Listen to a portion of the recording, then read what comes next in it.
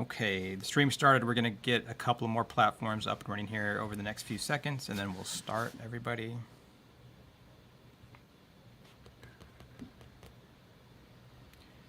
Okay. Got TikTok live, getting ready to go live on Instagram. I think we're good. Okay. Welcome, everybody, to our Friday live show. It runs every Friday at 7 Central.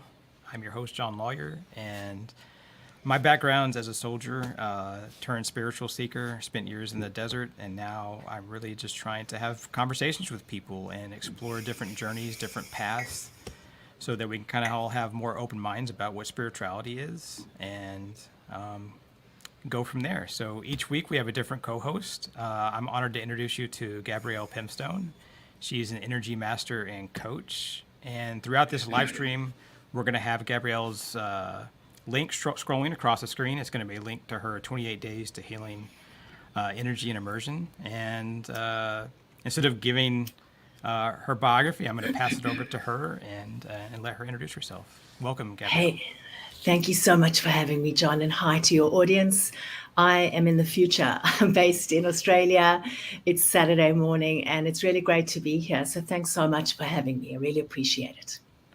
Yeah, thanks for coming on. It's our show's on Friday evenings. I always appreciate people giving up their Friday evenings, but in your case, I appreciate showing up on Saturday mornings. So thank you. Oh, you're very, very welcome. Yeah, I was struck by your introduction. You said you're a soldier turned kind of spiritual seeker and spiritual person. My background is also very much kind of a huge pivot from being a senior executive in organizations and corporate player to a spiritual seeker. And, that's really been quite a ride. I'm not sure what it was like for you, but very much shifting my life from night to day. And it didn't happen that long ago. It was only about 5 years ago when the change occurred for me. So, yeah, two spiritual seekers. And we've, I guess, found our way to a similar point from very different beginnings. But yeah, so it's been an interesting ride. Yeah, absolutely. I've been on my journey for about 3 years now, the conscious part of my journey, I guess, because we're always on a journey, yes. right? Yes. But yes. yeah, so yeah, we definitely have very overlapping stories, I think. And you were in the field of organizational psychology for almost 30 years, right? Absolutely, yes. But working in like big corporations, big banks, and really huge organizations. So, yeah, I've kind of moved into a different world. And my inflection point actually happened during the pandemic. And the more people I speak to, the more I realize that was such a pivotal moment for a lot of people. And, for me, I found myself, what had happened is in the years before that, I'd had a really incredible career. I loved my job. I was intellectually really stimulated, making good money. And it was a little bit of an ego trip, if I'm honest with you. And and a couple of years, probably started in about 2018, I started to feel as I was growing as a human being, I started to see things in the corporate world that I'd seen, but they started to affect me in a really different way, because I think my energetic vibration had really just elevated, and suddenly corporate politics started to feel terribly toxic. Corporate bureaucracy started to feel really constraining. So I got to a point in 2020. I was in a senior leadership role in a bank of all places, managing risk and doing all that stuff. And I was deeply depressed. And there was a moment where it was a Sunday morning and I kind of woke up with this awful butterfly feeling in my stomach. And I thought, what's going on here? And I realized that it was because the following day was Monday.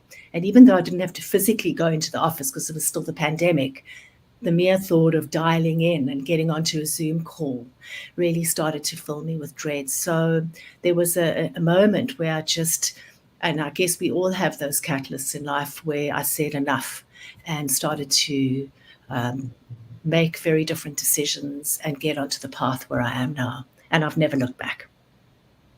I love that I've never looked back, right? That's That probably speaks to the positive outcome of it all. Yes, and it's been a journey, becoming an entrepreneur. I've had a solid career, very stable paycheck most of my life, and the switch into entrepreneurship, it hasn't been without its ups and downs. So I think the positive outcome has been around, I'm actually living my purpose. I redefined my purpose at the time, and now, despite the ups and downs, I'm living it, and I'm experiencing a sense of actualization, I guess, that I hadn't experienced in 30 years in the corporate world. So it does sound a little bit kind of woo woo, but it really is where I have found myself. And I didn't give up a stable career without some big sacrifices, but it's been well worth it. Yeah, that word actualization. That's Yeah, I deal a lot with higher purpose and living yeah, our purpose, and I call it dharma, but it's the same thing. yeah, And same thing. you know, when you find your higher purpose and you know what it is, suddenly you're like, oh, this is amazing. And then there's that extra step of living it, right? Of going out and saying, Yeah, I'm going to. We talk about that a lot on this channel. yes, Sometimes that's the hard part. Sometimes the hard part's figuring out your purpose, but then the next hard part is like, well, how am I going to live live it it. every day? Yeah. And the irony, John, was in the about 5 years before I made the big switch, I'd started helping organizations define and activate their own purpose. And part of my moment of reckoning was looking at my own life and saying, this is ridiculous. Here I am helping organizations do what I haven't done myself yet. And yeah, that was also part of the push.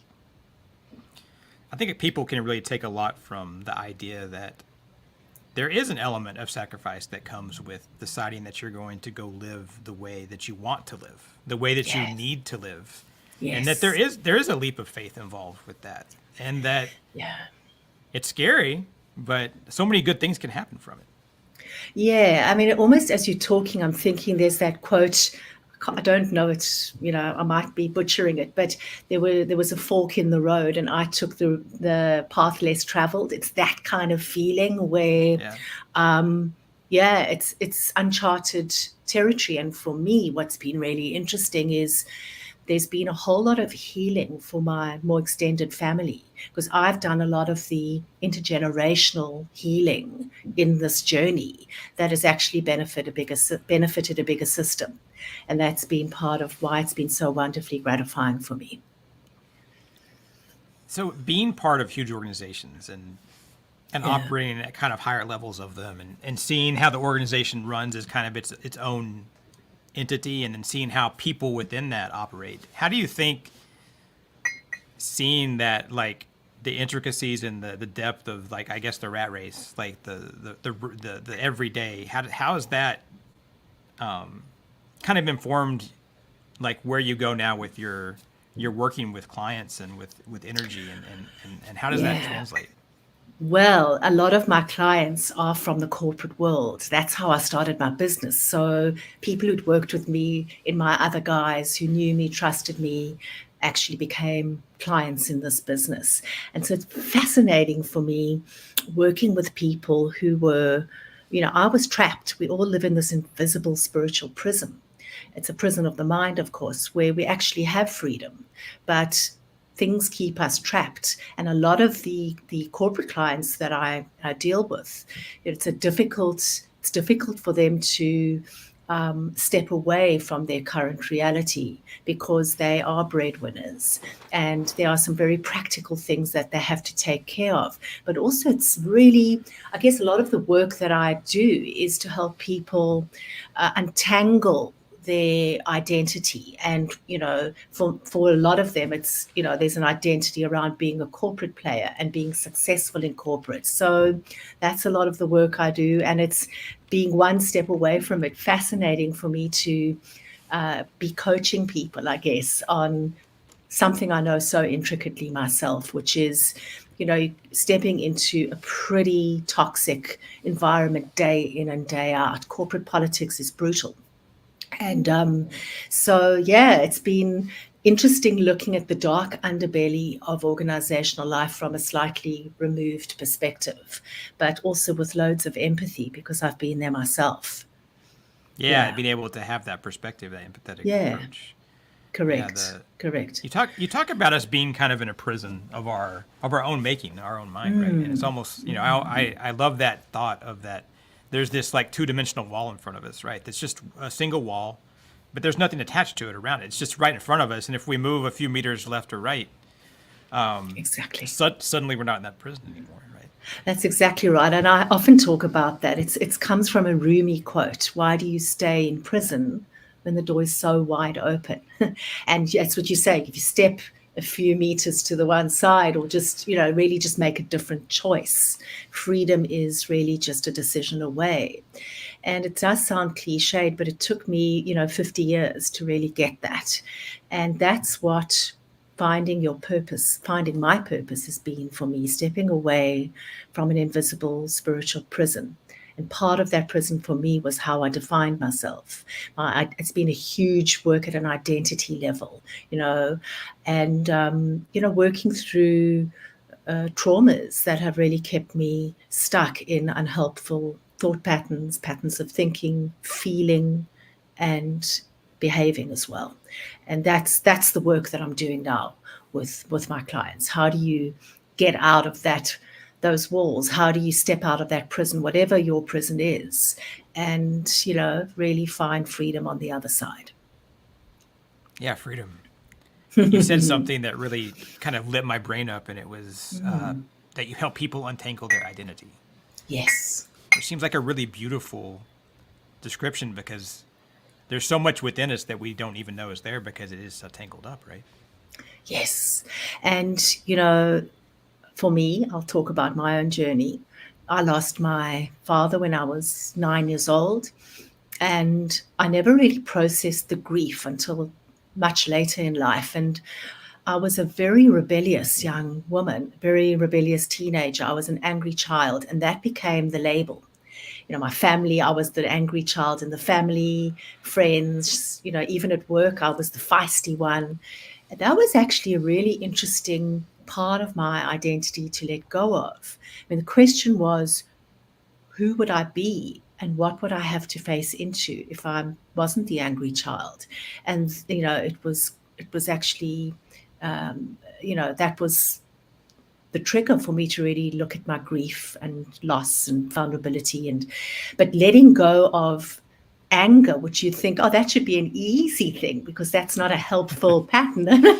Even that, our patterns are so entrenched that even if they don't serve us, it's really challenging to let go because they've become so ingrained in who we are and how we label ourselves and how others label us. And I guess the interesting work is when you do the work to release these labels, other people have a little bit of a difficult time readjusting as well. Even though the new you that's emerging is a lot, better, like I wasn't, not as angry anymore. The dynamic had already been set in relationships, and that was a difficult one to untangle. Yeah, absolutely. And you talk about things that serve us. We think about things that we're occupied by, or things that are habits, our routines, whatever it may be, and we can ask ourselves, how does this serve me? And a lot of times we can think, oh, this isn't serving me. And then if as a support professional, but it's then there's that other opposite side of that, which is it doesn't serve me in a positive way, but it is serving me in a negative way, but it's comfortable and it's something Well, that I'm that's used right. to. That's right. I mean, in psychological terms, that what you're describing is the payoff. Right. And for me, the payoff of being the angry child, staying in angry mode, was that I didn't have to face my grief. Right. It was a more comfortable emotion. It was an emotion that felt a little bit more in control than stepping into my grief.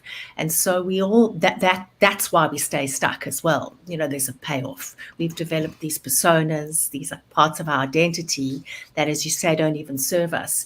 But the alternative feels too edgy to explore. That's the payoff. Yeah, so it's an interesting human phenomenon, isn't it? And it's something Yeah, that, yeah, takes a bit of absolutely. time Absolutely. to move through. Yeah.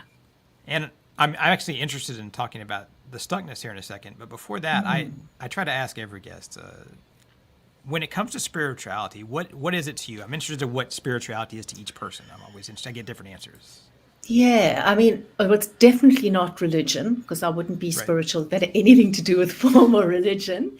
For me, it's about, so there's so many ways that I could answer this. I think the absolute, the it's all about decluttering. It's about your journey towards not just peace, but expansion. I think expansion is Yeah. a huge part of spirituality.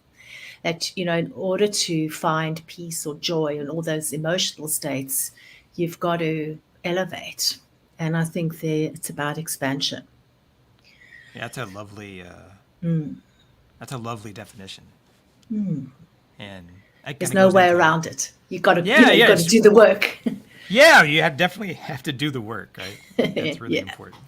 yeah, When you talked earlier about stuckness, people being stuck, and it makes me think it's one of the things I actually want to talk to you about today because I've looked through some of okay, your things that you've written about and talked yeah, about, and it's change. We've talked about in this channel. Change may be the only universal constant. Like I don't really believe in absolutes, but change may be the only absolute. Is that the universe is always moving, and so sounds like you help people with change or getting out of that stuck mode where they won't change. And I was just yes. interested in what your perspective is on this. Yes, I mean, it's such a great line of conversation we're going into because part of what I do, I mean, I'm an energy master. So I help people shift energetic blocks and activate gifts through kind of energetic transformation. But I'm really interested in almost the meta process of change. How do people change? And what is the human response to change?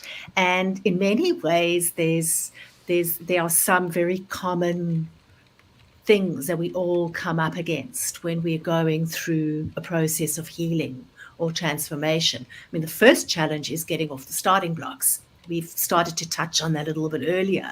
Most of us need a catalyst to push us off the starting blocks because we don't change unless there's a really good reason, unless we have a wake up call. And so that's the first part. That's the first challenge to get people off the starting blocks, and it's not that difficult.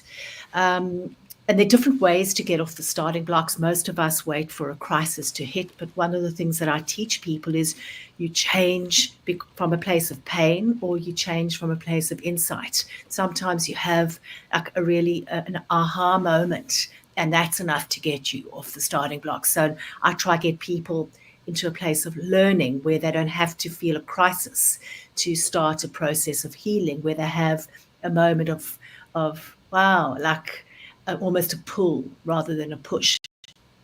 So I think getting off the starting blocks is definitely one of the archetypal challenges we all experience. The other one is staying the course because we hit motivational lapses along the way. Healing and change is a journey. It doesn't happen overnight. So there are times in the journey where people want to give up. And so that's another part of the journey that people have to really you know, work through. And I think another really big part of it, John, is moving from knowing it, like intellectually knowing it, to owning your journey. Change isn't an abstract concept, it's actually a personal journey. And so that's one of the things that I teach people, and that's where the work is, which is, let's stop talking about, I know I've got to change, and kind of from an intellectual perspective, but start to really own your journey. And that means a real process of looking in, feeling what needs to be felt, allowing what needs to come up. And that's a really important piece of the puzzle. So it sounds like there's a lot of listening within. that comes with that. There's a lot of listening within. There's a lot of sitting with. A lot of the work that I do, especially with corporate clients, but generally with clients, is helping people sit in the process as opposed to getting busy and getting distracted. And one of the things that I've learned is, when you immerse yourself in your pain and your journey, you can actually move through deeply held triggers, blocks, traumas within a matter of a few weeks when you pour everything into that one thing. And that's what my 28-day program is about. Like, let's dedicate a month to releasing your biggest block and see what happens. But most people get a little bit distracted along the way, and they can't sit still. They can't be with their emotions, and they kind of dip in and out of it. But true, if you want to heal really as quickly as possible, the trick is to lean in. There's that saying, the only way out is through. That's what I'm talking about. Yeah, this resonates deeply with me because when you think about getting through something, Yeah. what you have to get through is often yourself. Yes. And it's an incredibly short distance. Like you said, sometimes these things can be accomplished in fairly short periods of time. And that's not to say that that's the whole journey, but just that part of the path can be sped up some, often faster than people think when they put the focus on themselves. Oh, you're on mute. Hold on a second. Sorry. When so when you pour conscious awareness onto the one thing holding you back, I'll give you an example. There've been a couple of big things that I've worked through in my life. The one is anxiety, and the other one was actually shame.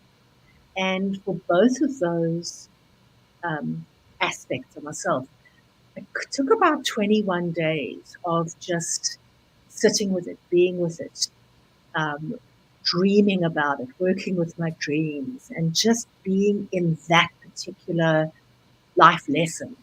And it took like 3 to 4 weeks for both of those big things to shift at a fundamental level. It didn't mean I never went back to feeling anxious or feeling ashamed, but I never went back to the acute kind of, this is taking over me ever again. So I released the biggest part of it. And you can do that in a few weeks if you really commit to the journey.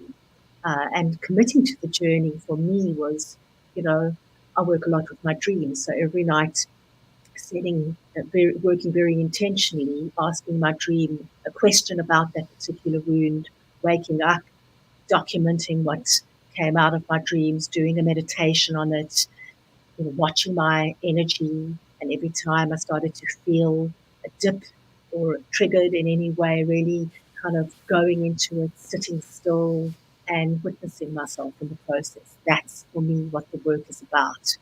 And it's challenging for people to be with their trauma. It's a very challenging thing, but ironically, it's the quickest way through the process. Yeah, that's great advice there, great wisdom. Yeah.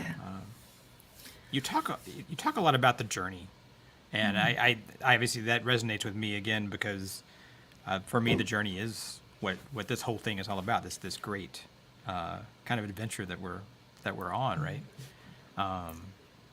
And it's interesting that you work with dreams, because what's to say? I've always thought about dreams as it's not necessarily an alternate reality. It's just our reality.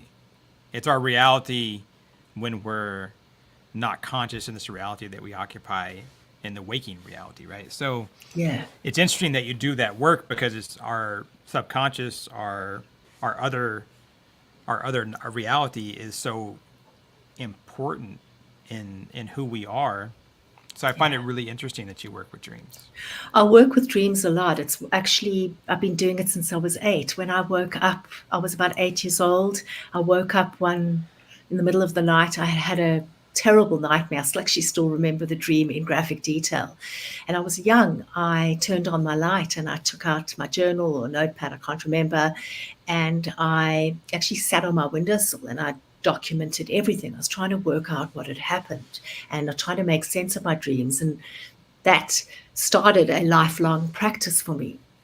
Depending on who you speak to, dreams are a door into your unconscious if you take a psychological perspective, but if you take a spiritual perspective, Carlos Castaneda said they open a portal to other realms. So some people travel in their dreams, which is why just before I go to sleep every night, I work with sacred geometry. I put myself in a particular sacred geometry that allows my energetic body to travel and not fractal off too much, because we do travel in dreams. That, even if you look at it at a psychological level, what it's giving you is a glimpse into your unconscious. And it's such an incredible tool that we all have at our disposal. And yet so few of us work with our dreams. I've never kind of understood that, because I've gotten so much, been such a great gift. This really the sense of self-awareness. Not only that, but if you're working with your dreams, the sense of energetic release and healing is so profound. And, I wish more people would do it. I really do. Yeah, it's interesting to see how different cultures from around the world approach kind of that Yeah. world, that dream world. Yeah. Yeah. When it comes to spirituality in general, are there any Yeah. philosophies or constructs or anything that speak more to you than others? I mean, even if it's partially taken from some religions or some philosophies, is there anything that you practice or see and that talks to you more? Um, No, not really. I mean, I've tried to get into Buddhism. It's interesting because last weekend, a very close family member, my first cousin's son, was ordained as a Buddhist monk. And I had such an interesting process, John, because I'm really open to all of this. And he's a 30-year-old guy. And I found myself feeling really confronted by it. And I spoke to my cousin, like, what's going on? And I realized what it was, that here was a 30-year-old man, grew up in a upper middle class home in Melbourne, Australia. And he has given up all his worldly possessions. He owns a brown robe, a pair of sandals, and a food bowl. And that was the most confronting part of it all. And, I know I'm kind of veering from the question. I'll come back to it. But I No, this is great. realized, I realized that what's Josh doing? He's trying to declutter his life. He's decluttered his life to find peace and expansion. That's the spiritual journey. But most of us aren't cut out for that kind of journey. I don't want to give up my Tesla, for example, or so there's a process that, we can still find peace if we declutter the mind. That's really the journey. And no doubt my cousin's son has done a lot of that. I know he has. So I don't think, that's a long way of saying I love the concepts of Buddhism, but it just doesn't feel pragmatic for me. Yes. My brother's ex-wife is Hindu, and it's a beautiful religion. But no, it doesn't kind of resonate. So I don't think haven't really explored shamanism. I haven't.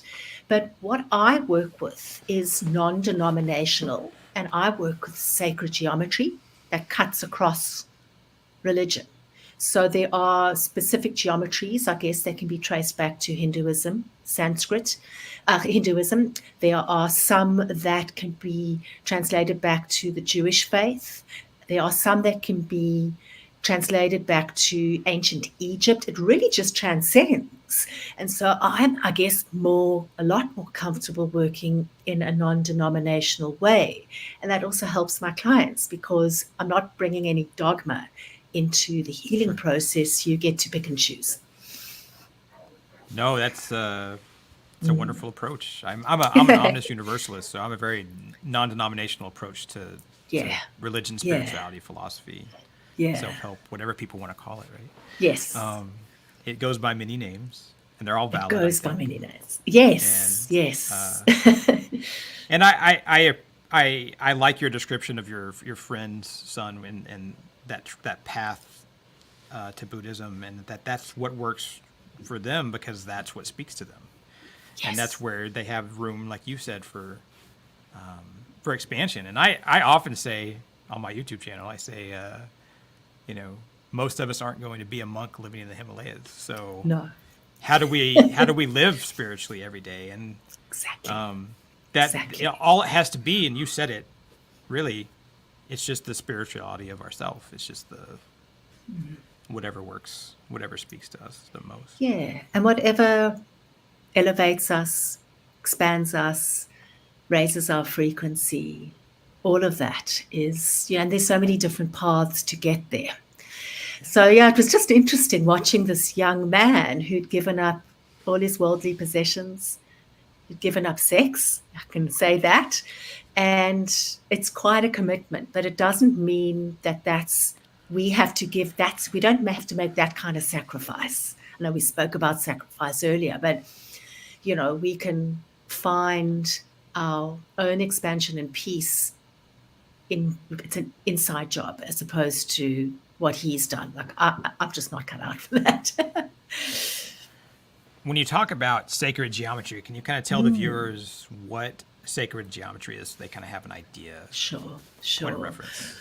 Yeah, well, I mean, when I started on my studying energy, I'm level 3 energy master. I actually didn't know what it was. I joined the program because I wanted to stop feeling anxious. I wanted to actually heal myself. And then I fell in love with this thing called sacred geometry along the way.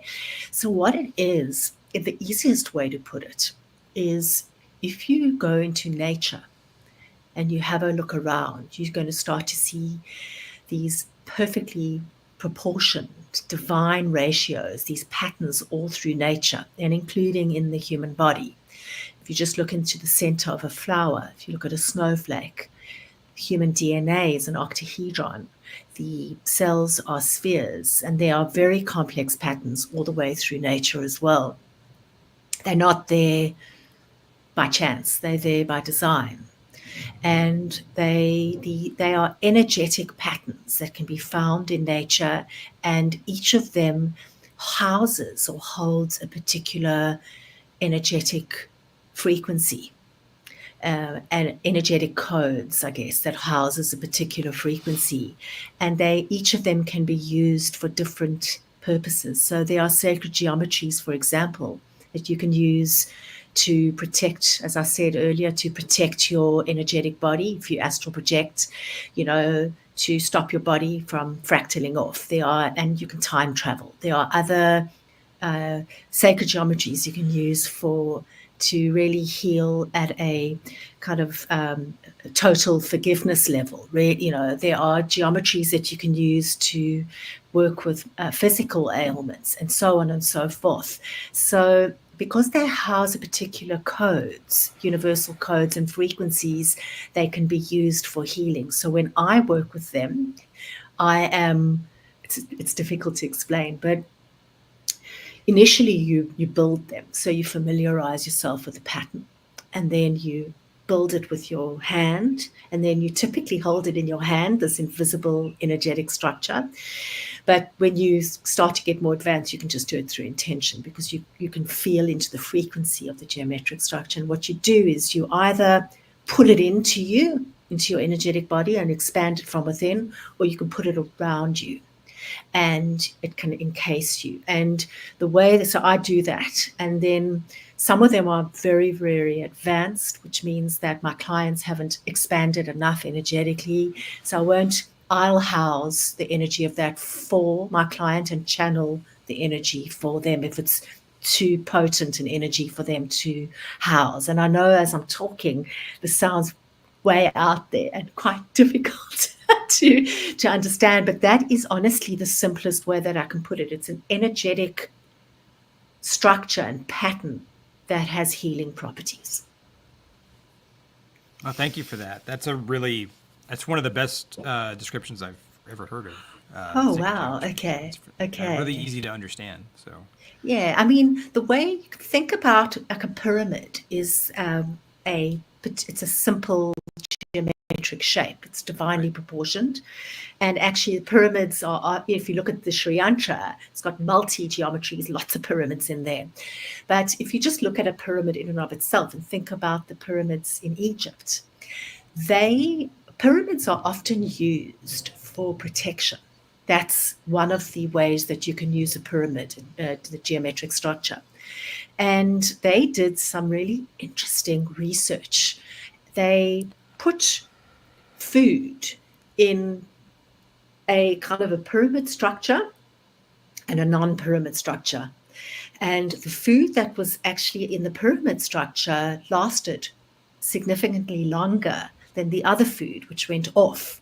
So it's got protective qualities, and, it can be used really simply to protect yourself. So here's a tip: if anyone's looking to protect their energy, just really, you can either build a pyramid structure with your hands around you, or you can imagine that you are sitting in a pyramid structure and set the intention that only energy of love and light can come into the structure, and feel what it feels like to be encased in a protective geometric structure, and really sit in it and feel it.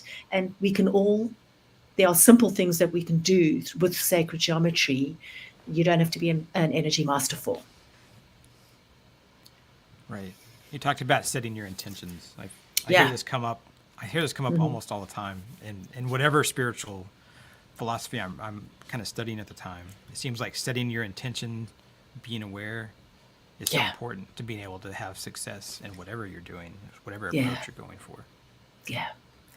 Intentions are the foundation of energy work, because what you're doing is you are pulling your focus and therefore your energy in a particular direction. You're channeling it, and that's what creates.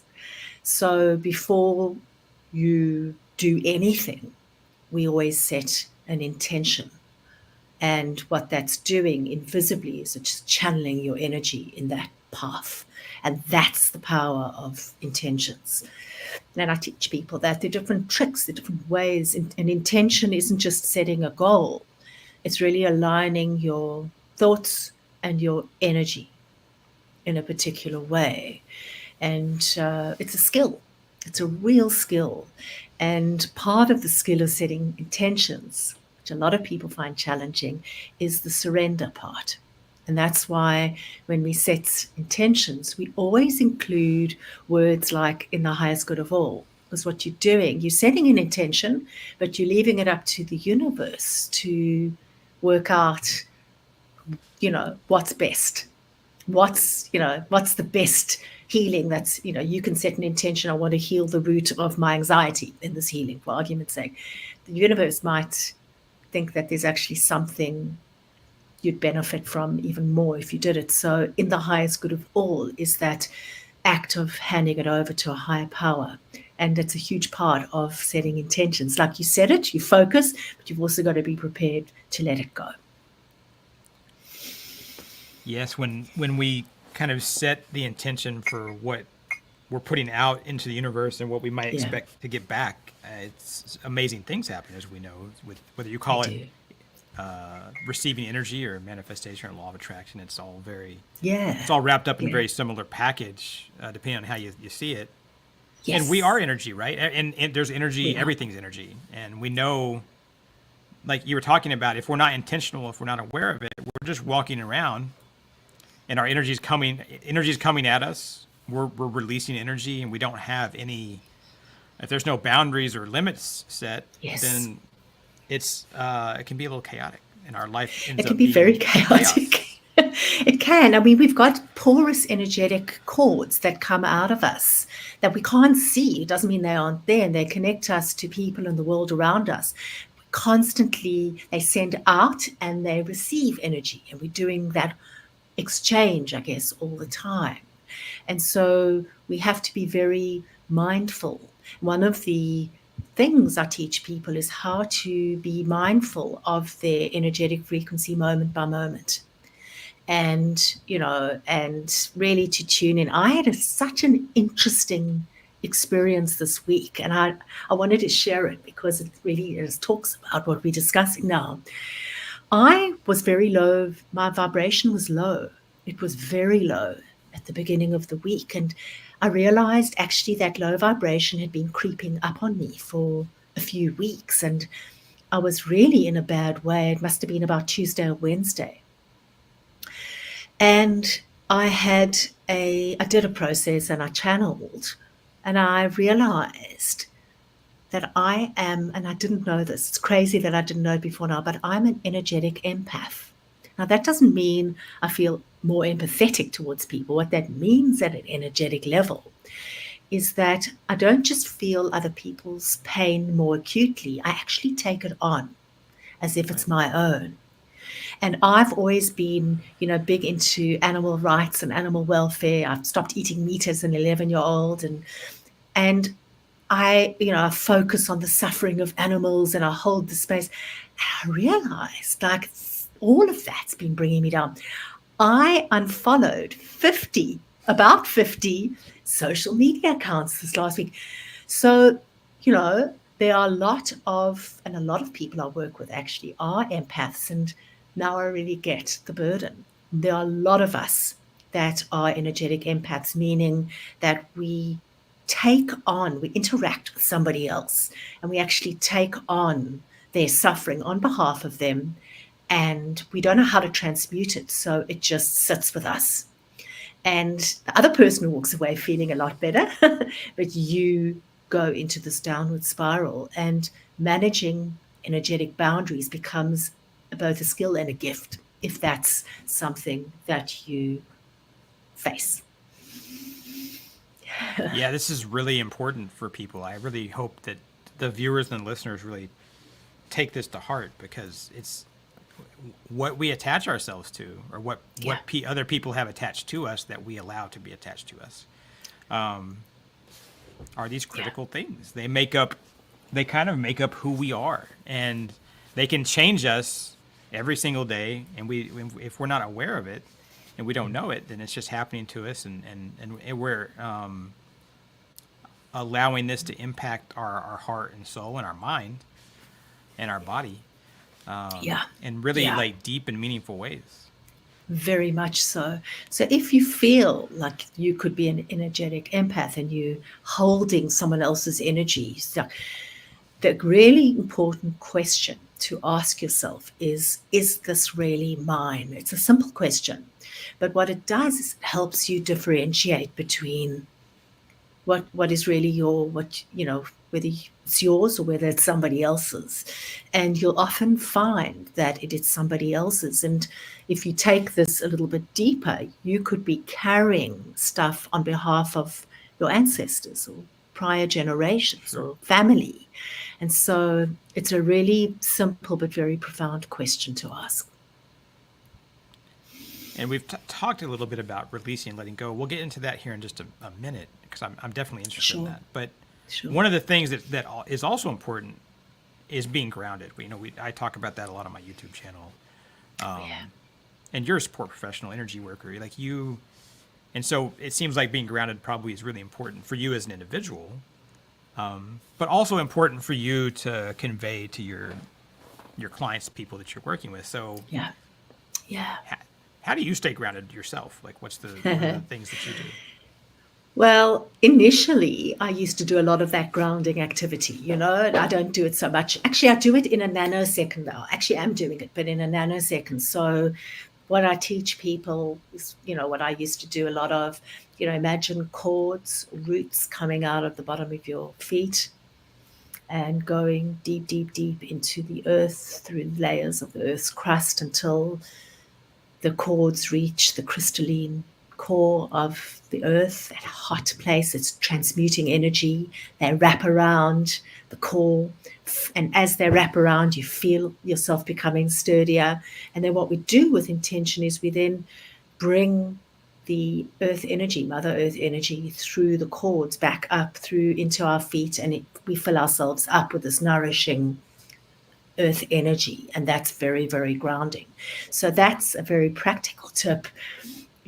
Other things that one can do is to, I'm in nature a lot, and it's very, very grounding. So, I live close to a beach. Walking barefoot on the beach in the sand is incredibly grounding for me. Um, Diet can be grounding. There's certain foods that can actually ground us, like potatoes and rice and those things. And it's interesting because since I started studying, and this journey, I've started eating more carbs. I've been craving more carbs, and I think it's because I've been working at such a high level that it's very grounding as well. I like that. That's insightful, and I really appreciate the literal grounding exercise, because that is very important. Just being Yeah. able to touch the earth, Yeah. both physically and metaphysically, being able to say I'm Yes. connected with the earth, and Yes. Yes. something And I very love earth energy. base I about it. mean, something very base about it and very foundational. But the elemental energies, there are a couple of elemental energies we can tap into that are grounding. Earth energy is one of them. For some people, not me necessarily, but some people find water energy very, not just Sure. cleansing, but grounding for them as well. So there's so many elemental energies at our disposal that can, I like fire energy. That's my chosen energy. And so luckily I live in Australia. There's quite a bit of sun here, and if I'm feeling a bit overwhelmed, if I've got back-to-back meetings and I work from home mainly, I just go into the sun between meetings, between calls, and I stand in my garden for 2 or 3 minutes, and it really centers me, it brings me back, because fire energy transmutes. So if you're feeling chaotic or a little bit scattered, what that's going to do is it's going to turn that around and make you feel more centered and more grounded. So, that's another elemental energy that you can use to shift a feeling of, feeling chaotic or overwhelmed to feeling more centered. Absolutely. When I was in Afghanistan, I worked a lot inside, like watching video screens and you know Yeah. coordinating stuff. And sometimes I would just go outside, and it was the desert, and I Yeah. would just go out behind the buildings, and I would take my shirt off and just like absorb the sun. Something like really powerful about it, right? Like just Yeah. like Yeah. taking it all in. It really Yeah. is cleansing. It's very, very cleansing. That's why people become a little bit mesmerized when you sit in front of a fire or a Yeah. bonfire. You can sit there for hours, and it's more than just mesmerizing. It's actually doing a lot of energetic transmutation. It's shifting something at an energetic level. Yeah. And there's that energy of fire, and there's even, like, if you think about air and the breath work that you can do, and the fact that breathing, it's interesting to Yeah. think about the elementals of our world, and how at a base level they all intricately play in our mind, body, soul, and how we are Yes. living our lives Yes. from a practical level on how we live and Yes. stay alive Yes. physiologically, but from a mental and spiritual level as well. And what's interesting, and maybe if anyone's listening, this might resonate, that we've all got spiritual gifts, right? I mean, I'm a channel, that's my spiritual gift.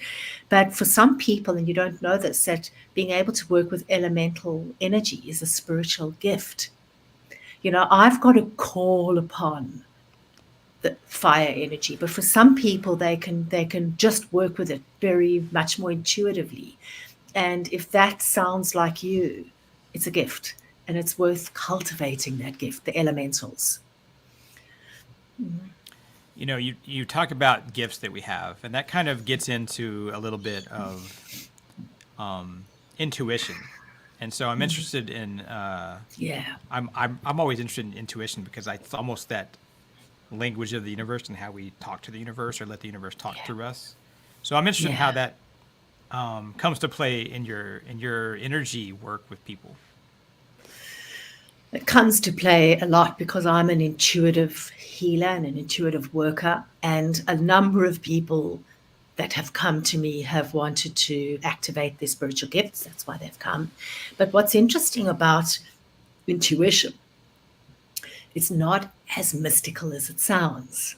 Actually, what it is, if you put your psychology cap on for a moment, actually, it's something that happens in a nanosecond. It's the result of your brain drawing from everything you've learnt from past experiences without your conscious awareness to help you make a decision or to help you with something in the here and now. I guess what differentiates intuition from other forms of knowledge is that it bypasses your rational cognition and your Yeah. conscious mind. So you don't know what you're drawing from. You could be drawing from a memory, you could be drawing from maybe even a cultural norm that you've taken on without even knowing it. And so it's actually that's what intuition is. It is more of an unconscious process. It's known. There's this psychoanalyst, Bollis. He brought the concept of the unthought known. And I like to think of intuition as that. It's aspects of our experience, our knowledge, our understanding. They exist within our unconscious mind, but they haven't yet been consciously recognized or even articulated. So that's what intuition is. But it is a gift and a skill to be able to tap into it. And I teach people how to do that. Do you believe that as people are able to, as you talked about before, untangle their inner selves and they're able to align their mind, body, and soul more symmetrically, do you believe that that allows greater access to that base intuition? Yes, definitely. I mean, there are different ways you can get access to that intuition. Your physical body is one of them. And that's why, things like the body scan, those age old things, they're actually really important because they tap you in to that gut feeling, and it sits, your body stores that. I teach people to use their body to scan for a yes or no. I'm happy to take you through that if you want to later, but there are, but that you can access that through your body. Actually, our thoughts are also a gateway into the way we think, and our mental triggers are a gateway as well. So what I teach people is you can actually ask your intuition a question and then just journal what comes up. So I don't know, let's think of a question. Intuit, you want to, how do I don't know, any question you want to ask. And then what you ask your intuition that question. And then you free write. You don't censor. You just carry on until you've got nothing to write. That's a way of accessing intuition kind of more cognitively. So there are different ways. Dreams, yeah, that's another way to, because what our dreams house, the access to our unconscious and all those experiences that have bypassed our rational mind sit in our dream state. So dreams are another way to build a relationship with your intuition. Yeah, a relationship. That's a good way to think about it. Having a Yeah, relationship with yourself yeah, almost. yes, exactly. Yeah. So earlier, when we were talking about release and letting go, for me, for myself, that's been like, I don't want to say it's the most important part of my journey, but I would say that it's up there as far as things that have let me kind of be free. Yeah.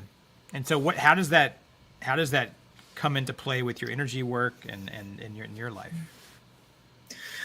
Well, there are different ways to let go, but Sure. in the work that I do, what I'm letting go of are deeply held energetic blocks that my clients have held on to. Now, what is an energetic block? An energy block. What happens, if I can just simplify it, is and they they can start in childhood, they can start even in utero, and they can start from, be carried from generation to generation. But let's use a simple example of a block that forms in childhood. So we all have traumatic events that happen to us. I had a really big trauma. I lost my father when I was 9. But for some other people, they don't go through that level of trauma, but it's traumatic nevertheless. So you are bullied at school or pushed on the playground. And so when these events or experiences happen to us and we are kids, we are we don't have the cognitive capacity to process them effectively. And most of the time, we don't process them. So we have these things that happen to us. The energy doesn't go away. The experience may be over, but it leaves an energetic kind of signature. The energy stays with you because energy doesn't, you can't remove energy, you can only transmute it. And so when we have an experience, energy builds up around that. And then we don't process it, it sits somewhere in our energetic body, and then another experience happens over life, and then it starts to compound. And before you know it, you've got this invisible handbrake that's holding you back. And it's an energy block that's built and built and built, and it's compounded over time.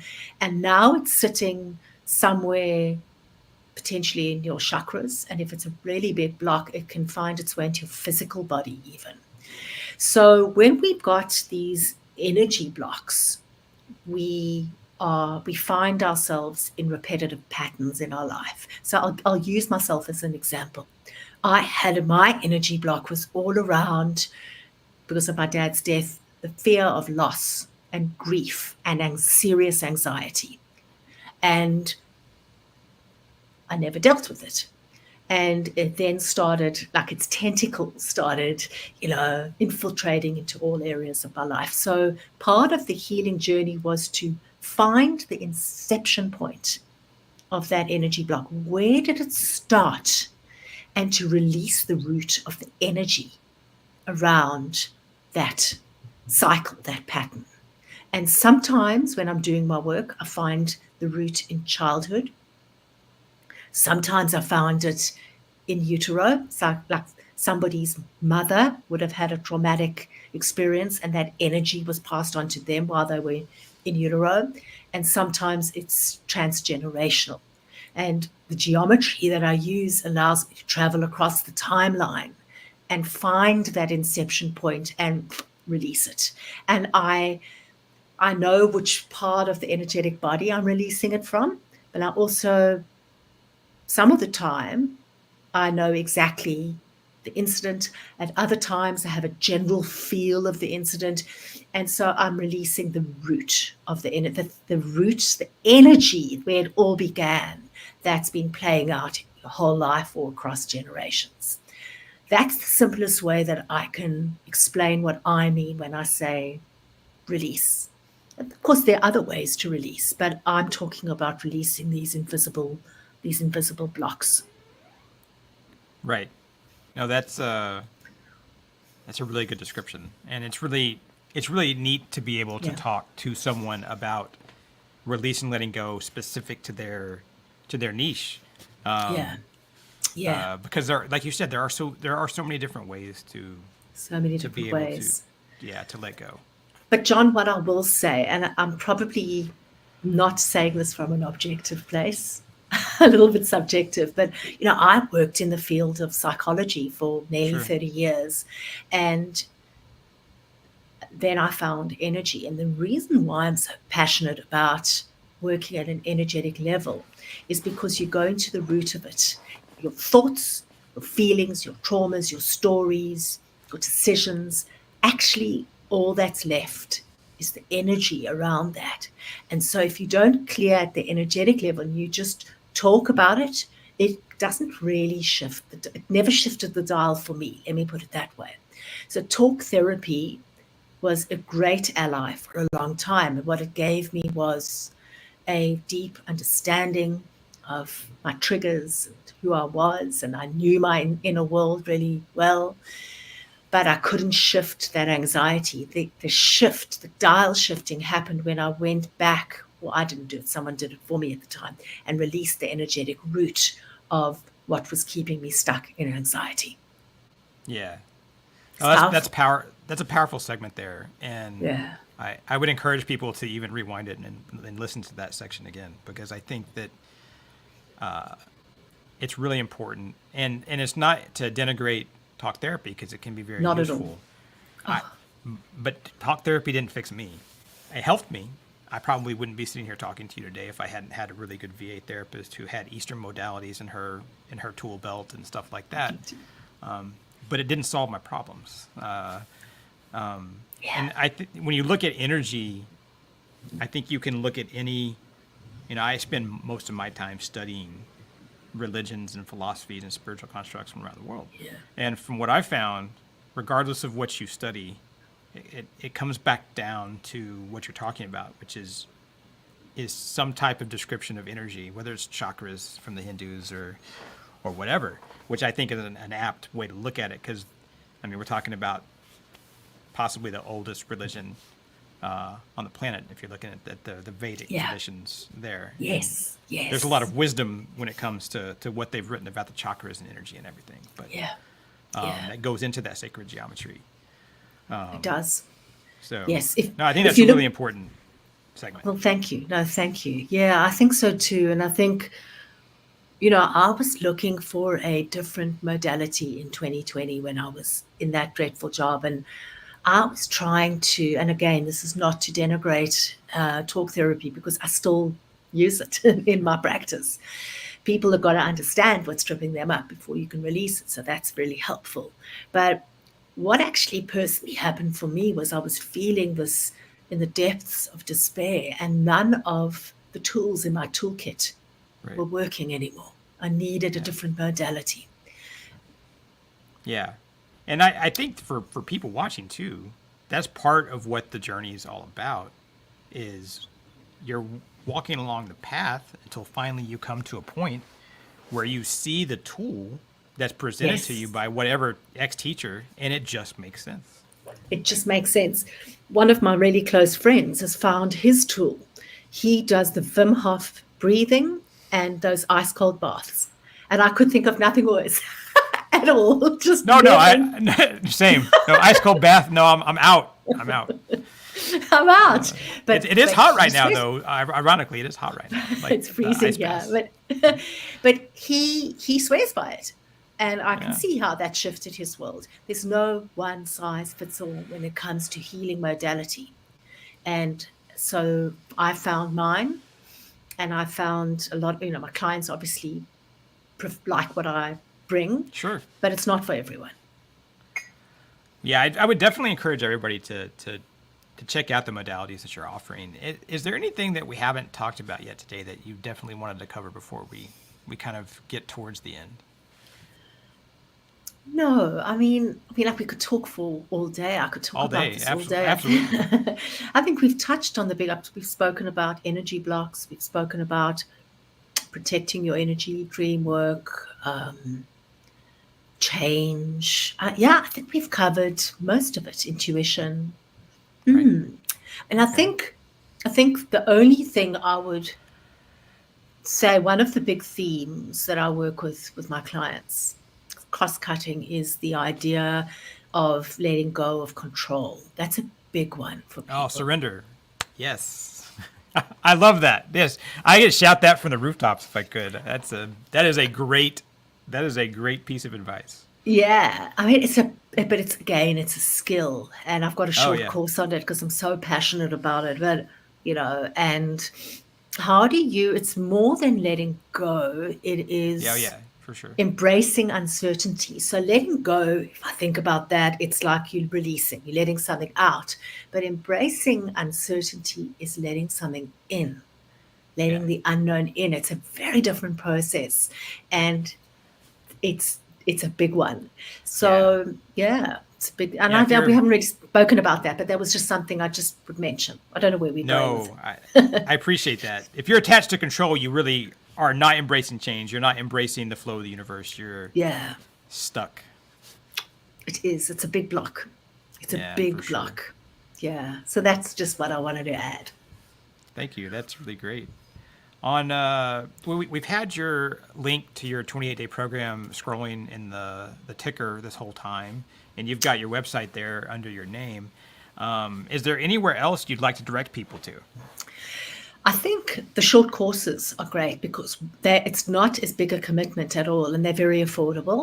And Okay. I've developed them because not everyone wants to go all in. They want to test the waters. And so I've got a number of short courses. One of them is about letting go of control. I've actually got one on help teach people how to interpret their dreams. It's called Dream Vault. There are a few of them, and I would direct them there because it's accessible in so many ways. And yeah, it's just a light touch entry point. I recommend it. I recommend it too. Definitely go to Gabrielle's website. Everybody, check it out. You never know what's going to work for you, and never stop learning. Always be curious. Go out and try new things. It's how we grow. It's how we progress Yeah. down the path. Well, thank you so much for coming, and we're going to be doing this again next Friday with a new guest host. It's going to be Will Rodriguez and Karen Inslee. They're actually a married couple. They're a husband-wife team. They do a podcast called The Skeptic Metaphysicians.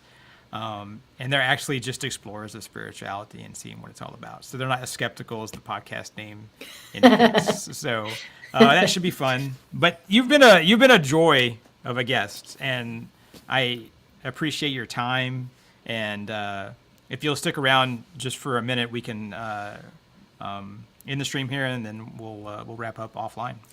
Can I just thank you before we do any of that? Because it's hosts like you that give people a platform, and you're doing such great service. So thank you so much. And thanks for being a great host. Thank you. I appreciate it so much.